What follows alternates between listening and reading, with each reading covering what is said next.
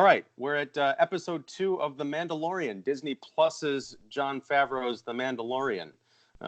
This episode was actually, I believe, written and directed by Mr. Favreau. Is that correct? No? No. The director was Rick Famuyiwa. Yes. Oh, I botched that then. I know Favreau wrote it though. Right. Right. So, and he's exec producing, and he's kind of the man in charge. So Rick is a pretty great writer and director himself. He wrote some really good movies. A couple of which he directed. He wrote The Wood from 1999, Talk to Me with Don Cheadle in 2007, and Dope from 2015. 2 of those he directed, but both he wrote. Okay. Or all of them he wrote, yeah. And I'm embarrassed to say I have seen none of them. Yeah. I've seen Dope and Talk to Me. Very good. Good stuff. All right. Well, based on the strength of this episode, which I thought was really well directed and written, that's an encouragement for me to go and check out the other stuff. So this is a very different episode than the pilot, and I like that. I mean, there was a lot of talking and dialogue and world building through dialogue in the first episode. This second one is pretty quiet. It's very much action oriented. And when there's not action going on, it's a lot of kind of quieter moments between characters, which I really appreciate. It was a different kind of pace to it. It kind of makes me wonder where else this series is going to go, because it's very clear it's not just going to be one thing of nonstop action and quote-unquote fanboy badassery. Yeah, I think this episode, I mean, yes, I agree. It is different than the pilot, and I totally enjoyed it, and I welcome this kind of, the difference between the 2 chapters. It reminded me how, I think I read somewhere recently how, Lucas originally had in mind, kind of silent films or serials when he came up with, Star Wars. And this episode, in and of itself, can totally play like a silent, it could be dialogue free, is what I'm saying. And you would totally be able to follow it, totally be able to get it. I thought it was really well done. That makes me want to see the silent episode version of this with like the intertitles and everything. Yes, with sped up frame rate and a piano playing, maybe. Jeez. Yes. By the end of the week, someone will have that on YouTube. I guarantee it. There you go. Yes, there you go. There's an idea for YouTubers to cut up. Yeah. I could do it, but no. So, Mike, I know you were really knocked out by the pilot episode. I mean, David, I think all 3 of us were very enthusiastic about it, but you seem to be I loved it. Over the moon. Yeah. So, what about episode 2? I didn't think as much about it because what you can really tell, and I was reading Brian Tellerico from RogerEbert.com, his review, and he made a pretty good point, which is he can tell after this episode with how little information they gave you that you could tell that they're going to kind of just give you little trinkets of information, enough to keep those subscriptions going. I remember after I was talking to a friend of mine at my job, and he said, after this week, my Disney Plus free trial ends. I'm not going to continue it. They're gonna just keep like bringing these episodes out week by week with very little to go on, so that we can, just keep paying for it. Now that's the concern. Like, I mean, as like a short, 30-minute film, yeah, absolutely, it was entertaining. It was interesting. Like the first one, I really like how they tell a story with very little dialogue. But, I mean, the thing that hooked us on the first one was the fact that we don't know what's going to happen to this guy once he takes this little, and spoilers, but at this point, he takes this little Yoda baby, and then what's going to be the fallout to that, to maybe trying to protect this target. Like they said, they wanted him delivered alive, but we don't know if he's going to deliver him. Or what's going to happen when he delivers him. We don't know if he's going to still. And the episode ends really where we want it to begin. I felt like, we know they could have stretched this out for another 30 minutes and told the story, but very intentionally so, they just put in the introductory part of the episode, all of the setup. So then hopefully the next one will be payoff and we don't run into another issue where it's like, oh no, when he's heading over to Werner Herzog's character, like a ship's going to attack him and then he's going to have to deal with the ship and lands on another planet. And then, so we'll see what happens. I'm a little concerned. Yes, I still love the style of it.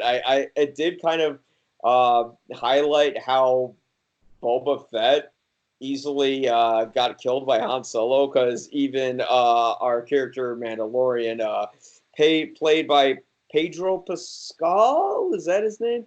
That is his name. Yes, who does a wonderful job, by the way. I don't think we got to talk about him a lot last week, but you could see, like, even when he was going after the Ewok, or not the Ewoks. I'm sorry, the other little guy. I hope there's an episode of that. Oh, that'd be awesome. I would love to see him disintegrate some Ewoks. Well, the Jawas, they could have been Ewoks disguised as Jawas. You never know.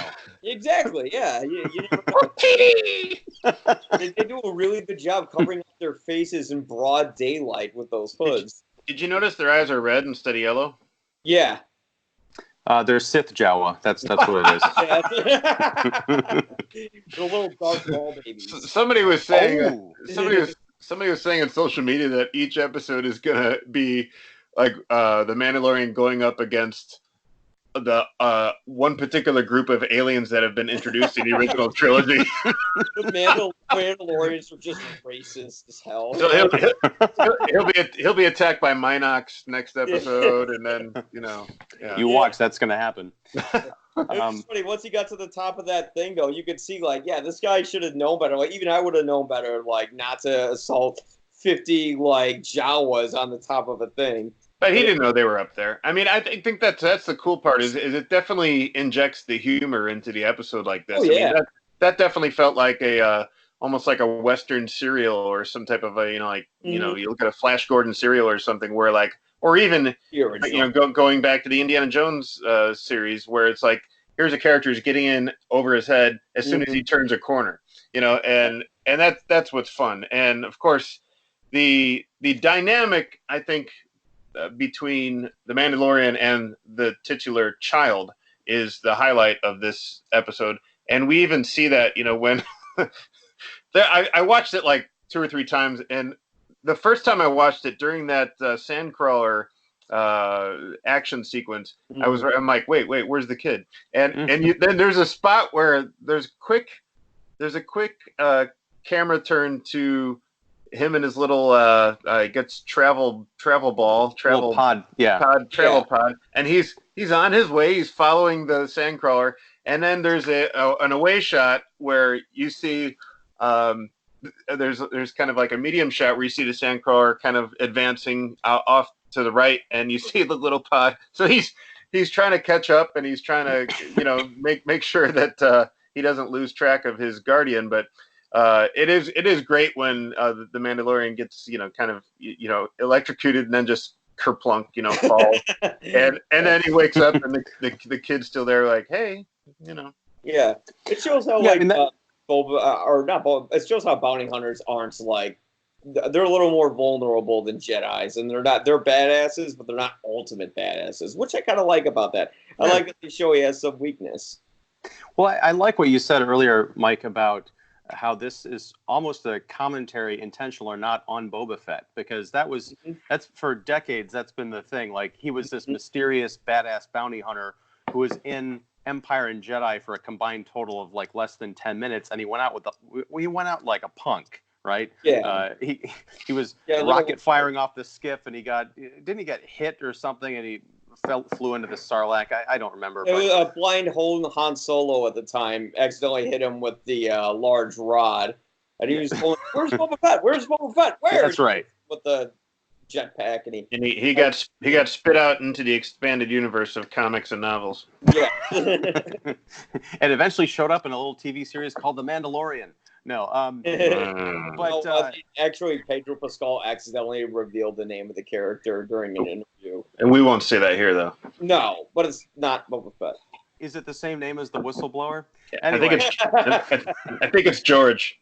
Oh, actually alive. And all right. but this I understand where you're coming from, Mike, because I think that was my expectation too, was that this episode was going to open up with him taking his new bounty back to Carl Weathers, or I guess it would have been Werner Herzog, whoever, to turn him in or decide not to turn him in or whatever. But he doesn't quite get there, and I really liked that, because with the Star Wars movies, especially with The Last Jedi, one of the complaints was it felt like a very condensed, 2-hour scene in what should have been, at least several days spanning series for an intergalactic space saga.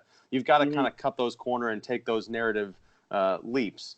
But with this, you've got 8 episodes to explore what it really is like for a guy to have to go from place to place when he doesn't always have a vehicle or contacts he can, radio for help.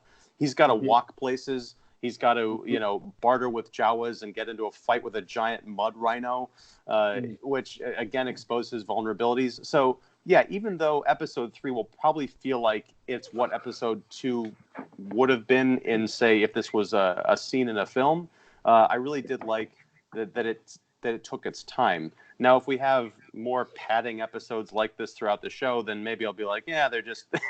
I like Talarico's point about them, trying to pad this out for subscriptions. And now that you mention it, I wonder if that was the plan all along, to release 2 episodes in 1 week, to kind of keep people hooked beyond that 7-day free trial, or what? Because I don't think that... I didn't know that was the plan when Disney Plus launched on last Tuesday. How long is the 7-day free trial? 7 days. No, I mean, okay. Yeah, very funny. Very funny. Week. How long is it offered? Is it offered until the end of the year, or what? Or for new people signing up, I'm not sure. I don't know if they're going to keep that going or not. Because I was reading somewhere on social media where some guy was saying, I'm going to have a Mandalorian binge watch party as soon as I sign up for the 7-day trial, and that'll be on December 28th or 27th, when all the episodes are, have been launched or dropped. And I'm like, well, I think probably Disney Plus is anticipating that, so I don't know if that's actually going to still be offered then. Yeah, I mean, the main concern I also have is, much like what they did with the Star Wars sequel films, kind of like how they didn't let Michael Arndt finish out his screenplay for Episode 7, they are already filming the second season. And they started filming it, I think, like a few months, I think in October. So, like, even before hearing audience feedback, God forbid there's something with the audience by the end of the season where they're very dissatisfied and they have to go back for rewrites and do damage control like they did with Rogue One, like they did with Han Solo, which we all know how that turned out. And I just hope that they don't have padded episodes. I hope that this next episode really starts to, if I were to predict in a optimistic manner, which I will stay in hopefully, that things begin to go wrong, or things get very complicated with the bounty, like perhaps he delivers it to Herzog or to Carl Weathers, and then he has a change of heart, or maybe he decides not to give it to them at all, and then it's like, oh my God, where do we go from here? And that's a good cliffhanger to go on, because we already kind of know that even through the first episodes, we pointed out in our last episode that this Mandalorian isn't heartless. He does actually care about this child. He's even comforting it a little bit, and they do kind of have a cute little connection, like when at the end when he's in the little spaceship and he's rocking it to make him wake up, and he's trying to play with him when he's out fixing his wounds on his arm. So I'd like to see that further explored. We know there were those flashbacks real quick when they're building the armor to his childhood, and I think hopefully they're going to explore a little more of that. I hope they don't go too far into the whole Force thing, because there was a scene where the little Yoda was lifting the rhinoceros with his mind.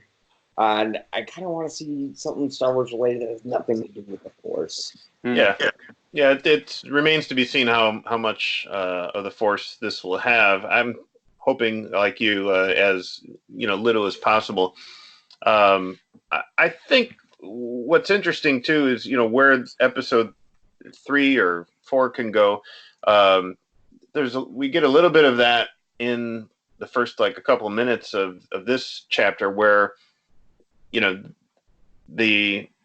Mandalorian and we'll just call him Baby Yoda are walking through this kind of like a rocky desert chasm after seeing these little Jurassic Park lizards kind of bouncing around. Yeah. But they're ambushed by a group of Trandoshan bounty hunters, or as the Bosk-like bounty hunters. And the key thing, after the Mandalorian makes quick work of those guys, the camera positions on something that's on the ground, and that was basically a tracking fob. So that means that somebody gave them an assignment to track down Baby Yoda as well, or at least the Mandalorian. So is there a double cross here? Is there somebody else saying, hey, we gave this guy an assignment, but we also want you to track this guy? Mm-hmm. And so it could be interesting. Was the job to take out the Mandalorian and steal Baby Yoda, or just go for Baby Yoda? Are there more people out there trying to find Baby Yoda? Well, and I like that so far we have perhaps the makings of a larger conspiracy. Mm-hmm. We're still only experiencing that, from a subjective point of view. Right. We're not going to know anything until the main character knows something. We're not cutting back to Herzog and whoever saying, "Oh, we've got to send these people after the Mandalorian because they found Baby Yoda." It's and I like that we are following. This show so far has a distinct vision. That is, we're staying with this character. The audience is literally on a journey with him, and we're not going anywhere else. Right. And for right now, I'm pretty happy with that. I'm glad to see Nick Nolte was back. Oh yes. I love that. The reason the Jawas wanted the egg was for something that struck me as very Jawa-like. They just wanted a snack. Yeah. Well, it was funny too, because I was watching with my daughter, and she's like, "Why? Oh, they're shouting Suga, Suga," and I guess Suga means egg or snack. I don't know. Sugar, yeah. Well, when I was confused, because when they first mentioned the egg, I thought they were talking about the floating unit that the Yoda character was in, because that kind of looked like a little egg. Yeah. But yeah, do we know what the rhino monster's name is, or what species have we seen him before? He was as you may, and Jay up like 2 shots, and that was it. Yeah, as you may know, I watch everything with subtitles, so it did say, I think. It said something like Mudhorn or something like that. Those 2 words, compound word, Mudhorn. In the I guess the explanation, obviously the creature didn't have any lines, but none that you could understand, David. Yeah. It would have been good if it could talk. It's like, why are you trying to steal my egg? after before he it just says, "I am spoken." Those dang Jawas always want my eggs. I thought that was a great sequence, though. And what I was really wanting, as soon as I saw the Mandalorian get more and more muddy and dirty, I'm like, there's got to be a quick shower scene. This is not Solo, a Star Wars story, David. I'm not saying. You didn't see Solo? Yeah, I saw it. I don't remember. You don't remember that? No, I mean, nobody remembered it after they saw it. No, I did. No, I enjoyed it. Yeah, there's a Chewbacca and Han Solo shower scene. Yeah. So you'll have to watch it again. I will for that scene in Spanish. But it would. I don't want him to take off his helmet. I hope he never does. But just a little bit of a wash, because he was really muddy after that little altercation. It reminded me a lot of I know what movie I was thinking about when I saw. I was thinking of the ending fight in Lethal Weapon when they were. Gary Busey. They're just filled with mud and beating out of each other. So Gary Busey is the mud rhino? Yeah, probably. Yeah, obviously. No, his teeth weren't nearly that big. So he should now be called Mr. Joshua. Yeah. But it just reminded me of like every muddy, like gritty scene. Oh, reminded me a little bit of the ending fight also in Seven Samurai. Like when they're fighting in the middle of the rain, they're filled with mud and stuff like that. And of course, Kurosawa was a huge influence on Lucas. But yeah. But of course, the dumb American in me is like, oh, that's like lethal weapon. You know what I reminded myself about in this episode is I'm truly impressed by, this is a TV series. This is, it's Star Wars, but it's still impressive to look at the locations, look at, how they created the Mud Rhino. And also when we first see the Jawas, stripping the Razor Crest, his ship, and then even seeing the shell of the ship from the interior and the exterior, that's a lot of work. And I don't know how they did it. I'm sure some of it's CGI, but it still looks very practical, even from the outside. And I was just sitting there impressed. Yeah, it reminded me of, there was a scene, and this is the second conversation I've had about this movie in a week, and I don't know why, but Lord of War with Nicolas Cage from about 10 years ago. Okay. There's a scene where there was a cargo plane that was completely stripped of its parts by a bunch of locals, and it looked a lot like that transport in The Mandalorian. And you're right, that for the second episode in a row, there's nothing that stands out to me. Okay, maybe when the rhino is floating because he's being, force manipulated. But there wasn't anything where I was taken out of the show with, oh my God, that's CG. That's completely unconvincing. Yeah. I don't believe what I'm watching. So yeah, I hope they can maintain that. I assume that at some point we're going to get to different locations, perhaps a more technologically advanced city. And I can't imagine they're going to build all those crazy city backgrounds. There's probably going to have to be some CG in there. But I hope I'm wrong. Yeah. I would absolutely love to see some kind of return to Bespin or Cloud City, and because Lando's still alive, and you could have old man Lando or whatever. But let's not get crazy. They could do some aging on him a little bit. Yeah. They'll get Donald Glover in old man makeup. Yeah, just age him up. Yeah. But I think too, like Ian was saying, it was great to see Nolte back. What I noticed about his character is he is one of those side characters that is kind of this seminal kind of supporting character that our main character can learn something from, and it's we definitely see how kind of comically impatient Mandalorian is about this whole thing. Anybody who returns back to their parking space and sees a bunch of looters, that's a rough thing to deal with. But but disintegrating a bunch of them, that it was.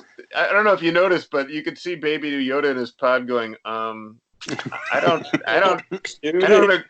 agree with this approach. Disintegrating But he didn't try and stop him either. He didn't float the gun out of his hand. Yeah. And I like that. I mean, that's what's cool is like there's a way to introduce his force powers, and there's a way to just build characterization by showing very little. And now that we know that Baby Yoda isn't just a baby. I mean, he's 50 years old. Okay, so that means that he's thinking. He's not necessarily using words yet, but he's thinking things through. He wants to help in a way, but he's observant at least. And but I like how Nolte's Ugnaught character is just very patient with whoever he meets, but he's also definitely, his personality comes through. It's like his first line in this episode is like, "I thought you'd be dead," and he doesn't. The Mandalorian doesn't say anything after that. He could have said something like, "Yeah, I get that a lot," but he's just, and it's like Mike said, it's a credit to Pascal's body language. Is he just kind of stands there? It's like, okay, that's all right. I've heard that one before, But it's throughout this episode, Pascal's body language has been fantastic. Yeah, and as far as that, our Ugnaught friend there, I fully expected in a different kind of show, again, I'm thinking about Firefly a lot, that when the Mandalorian offers him a chance to come with him, to join his crew, that he would. This is how he starts building like a crew of people, like misfit space pirates over the course of the series. But no, the guy's like, no, I belong here. I'm just gonna moisture farm or whatever. You go do your thing. Yeah. It would be great if it was like, but here, take my nephew, and here's this kid like looking through his iPad, like, oh, whatever. Like, he's an not. But no, it goes back to much like the style of the storytelling. It's going back to reinforcing that this is a story about a loner, and even though he's got this cuddly little companion puppet, he's probably not going to be with him throughout the entire thing, or at least not the entire series, I would imagine. I don't know. It'll probably be maybe not, but it's definitely the thing that is like the only sort of human connection that he has outside of Nick Nolte's Ugnaught. I did love how Nick Nolte's Ugnaught, though, wasn't just kind of like this random celebrity appearance character. Nobody's really had that. Like, he's actually very essential to the story. Yeah. He helped them find the little baby Yoda. He was nothing but gracious and showed them maybe some of the respectability and kindness in mankind. Or not mankind, whatever. Alien creature kind. Yeah.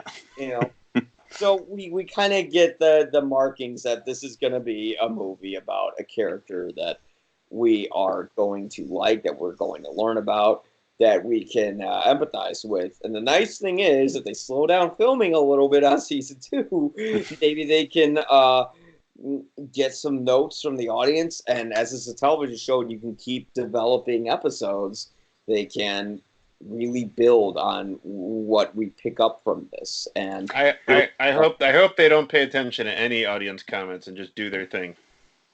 Well, yeah, it depends how many. I again, it's like when you're a director, when you direct things, you take the good comments with the bad.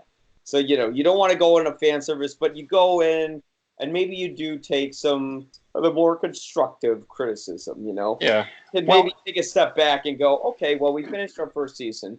What do we need to work on? Rather than, Kathleen wants us to get this out now. We got to do it. So. Well, that's the thing that I think, and I wanted to get back to this point earlier when you were talking about it. So I'm glad we're here now. I don't know what the politics or what's going on with Disney versus Disney Plus and that whole creative endeavor, but the movies seem to be, at least based on the evidence just of the first couple episodes we've seen, separate from The Mandalorian. I feel like this is a vision, Jon Favreau's vision, and his team of writers have plotted out season 1 and probably season 2. Mm-hmm. The problem with Star Wars sequels, and I know we differ on these, but I can understand the criticism, is that there was no central plan. I think we might have talked about this before. There wasn't, okay, here's what 7, 8, and 9 are going to be. It's like J.J. Abrams comes in, he does 7, and then Rian Johnson comes in, clears the chessboard, and says, hey, what about this? And then we have back to 6 different ending reshoots or something on episode 9. Yeah. Like firing Colin Trevorrow, bringing back Abrams. Yeah. Right. So I get the feeling, and I hope this is true, and I hope it bears out, that the Mandalorian folks are just kind of being left alone to make their vision happen. If they get notes on, fan disappointment or something, maybe they can, quote unquote, correct course for part of season 2. Yeah. But they have the cushion of being part of this massive streaming platform launch that has all this other content that's going to appeal to people beyond The Mandalorian. That it's not like, okay, this movie came out and it's a flop, we have to change course, otherwise this next movie is going to be a flop. It's like, well, if The Mandalorian bombs, we still have people on the hook for all these Marvel series we're doing. We still have the entire Lizzie McGuire and Even Stevens back catalog and Boy Meets World and High School Musical and all the animated films. Yay. So people are going to be tuning into Disney Plus, so they kind of already have that money. They've got a little bit of a safety net to explore. Mm-hmm.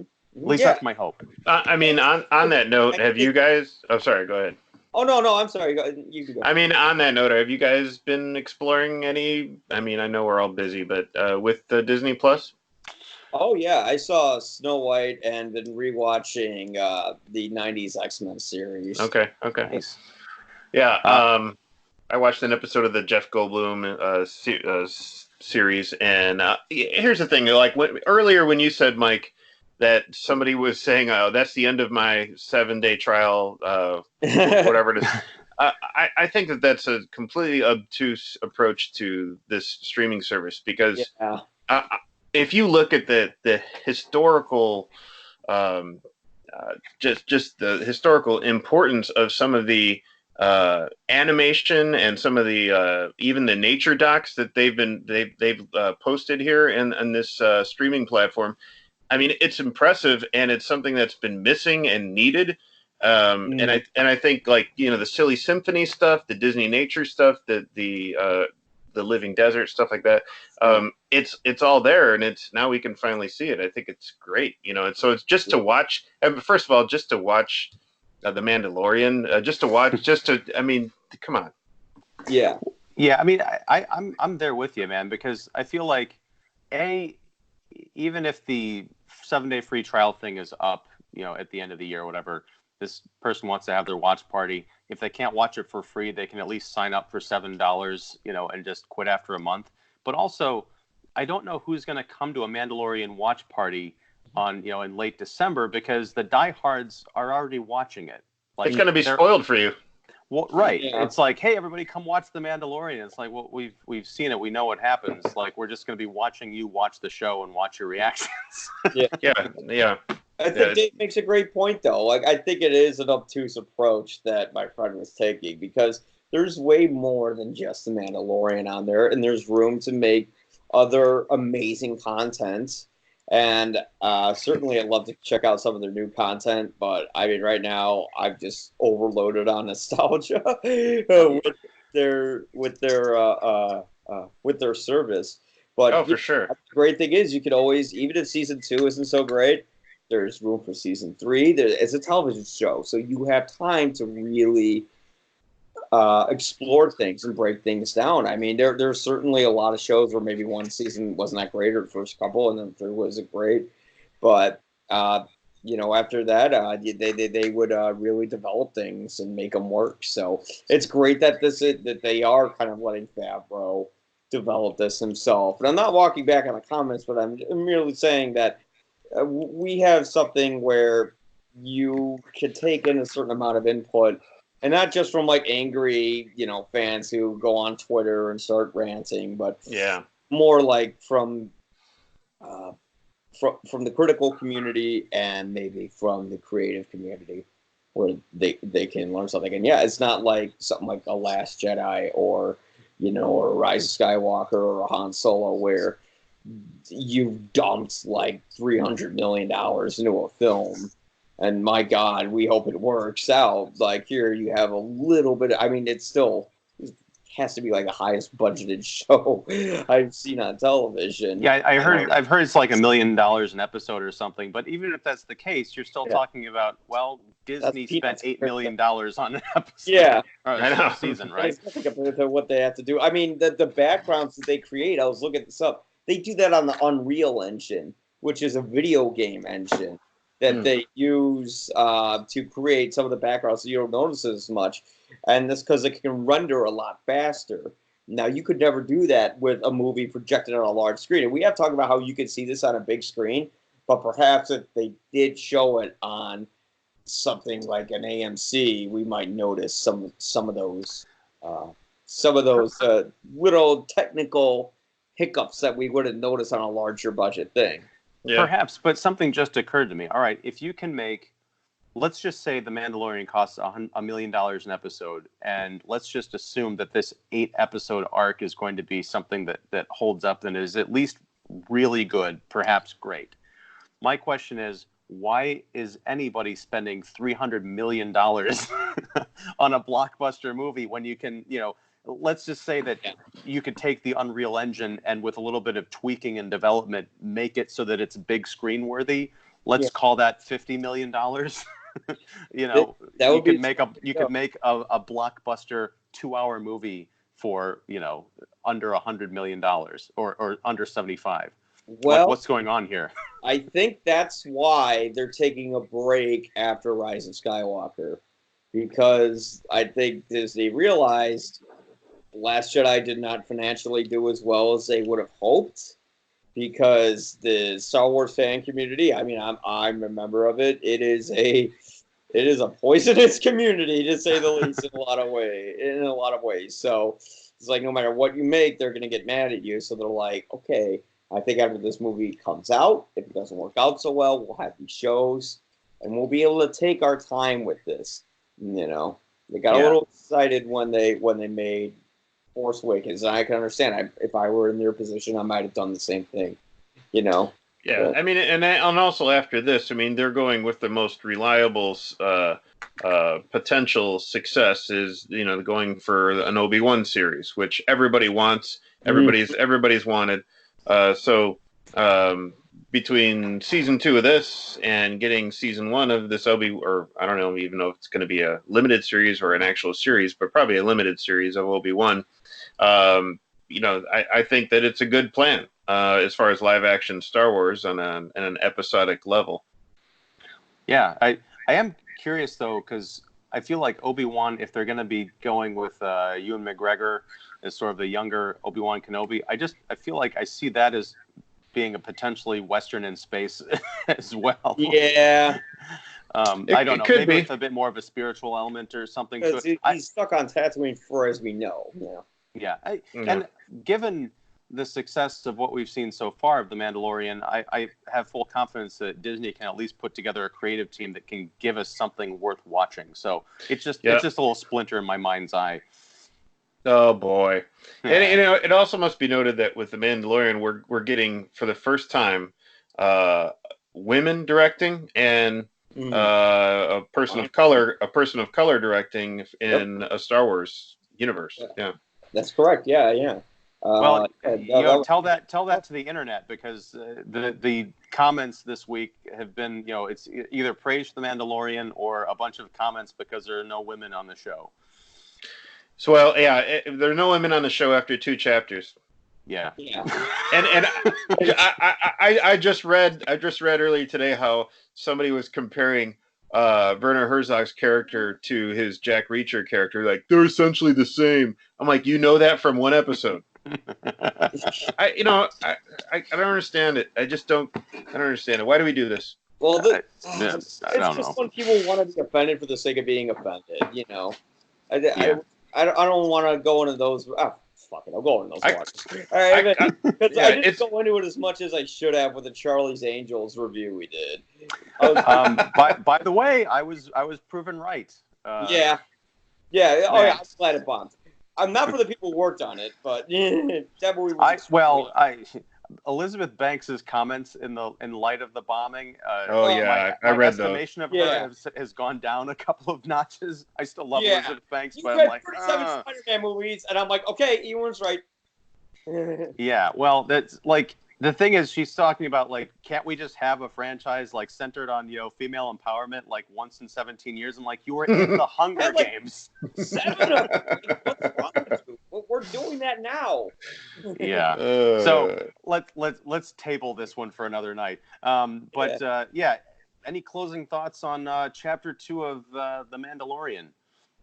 We'll see where it goes. Yeah, we'll see if this Nolte character is really good at repairing a ship. Maybe he's working for Werner Herzog. I prayed you. I have spoken. You delivered the cargo to us. Yeah. Grateful. Yeah. Well, I hope that's not the case, because I don't want to be heartbroken. Yeah. All right. Well, thank you, gentlemen, for joining me on What If He Doesn't Survive, episode 2. We'll be back, I believe, next week for episode 3, and we'll have lots more to talk about, I'm sure. All right. See you then. Take care.